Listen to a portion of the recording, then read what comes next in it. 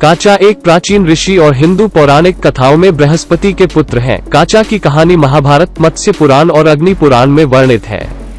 वह मृत्यु संजीवनी मंत्र सीखने के लिए प्रसिद्ध हैं, लेकिन वे शुक्राचार्य की पुत्री देवयानी के क्रोध और शाप के कारण कई मृत देवों को फिर से जीवित करने में असफल रहे।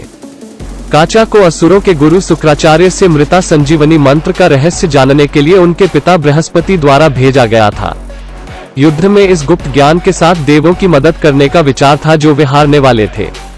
बृहस्पति ने काचा को सलाह दी, शुक्राचार्य को प्रभावित करने के लिए सबसे पहले उनकी बेटी देवयानी को प्रभावित करें, जिसे वो बहुत पसंद करते थे। काचा उनकी सलाह का पालन करता है, लेकिन देवयानी जो इससे अनजान थी उसे उससे प्यार हो गया।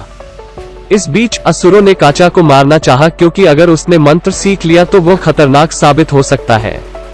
हर बार जब वे उसे मारते हैं तो शुक्राचार्य देवयानी के आग्रह पर उसे अपनी कला से पुनर्जीवित कर देते हैं। अंततः असुर उसे मार डालते हैं, शरीर को जला देते हैं और बाकी को शराब में मिला देते हैं।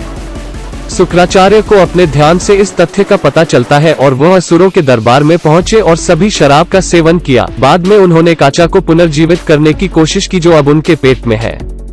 उन्होंने काचा को मंत्र सिखाया और उसे बाहर आने के लिए कहा। काचा अपने गुरु के पेट को फाड़कर बाहर आता है और मंत्र की मदद से अपने गुरु को जीवित करता है। जैसे ही काचा देवलोक के लिए अपनी यात्रा शुरू करता है, तब देवयानी उससे अपने प्यार का इजहार करती है और उससे शादी करने के लिए कहती है। काचा ने उसे बताया कि वह उसके लिए एक बहन की तरह है, क्योंकि वह उसके गुरु की बेटी है, जो हिंदू धर्म के अनुसार उसके लिए पिता के समान है।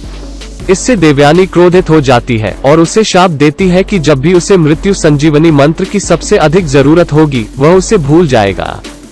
देवों और असुरों के बीच भयंकर युद्ध के दौरान काचा ने सभी मृत देवों को जीवित करने के लिए मृत्यु संजीवनी मंत्र का उपयोग करने का फैसला किया, लेकिन उस समय वो देवयानी के श्राप के कारण मंत्र को भूल जाते हैं।